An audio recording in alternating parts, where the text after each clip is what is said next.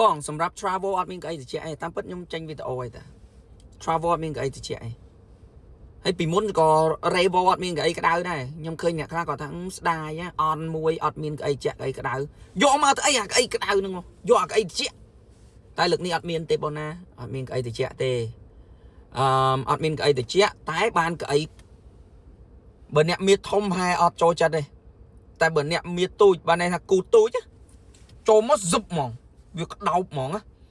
បាទប៉ោងស្រួចធំជាងមុនដូច Lexus ពួក F Sport អញ្ចឹងកៅអីក្តោបអាហ្នឹងខ្ញុំពេញចិត្តឡើងហ្នឹងតែអត់មានកៅអីត្រជាក់អត់មានភ្លើងឌីមហើយកាមេរ៉ា360រៀងទូចអត់បាន full screen ដូច BZ4X 023 24អញ្ចឹងត025ទៅអូ22 23 360គេទូចអត់សូវច្បាស់ទេតឡើង25ទៅឡើង24ទៅឬក៏ពួក Ultra ធំតែមិនអីទេព្រោះកំពុងជីក៏មើលកាមេរ៉ាមិនបានដែរវាដូចឡានចិនគេផ្ដល់ឲ្យយើងពងបើកបលលឿនមិនក៏ដោយក៏ចង់មើលកាមេរ៉ាឲ្យបានអានោះគេគិតទៅលើ safety មិនអីអញ្ចឹងណាដឹងទេ Toyota Lexus ហើយអ្វីដែលបន្ថែមឲ្យយើងពេញចិត្តច្រើនគឺគ្រឿងក្នុងហ្នឹងចកោធូស្រួលជីជាងមុនទុនជាងមុន digital អេក្រង់ digital ស្អាត screen ធំ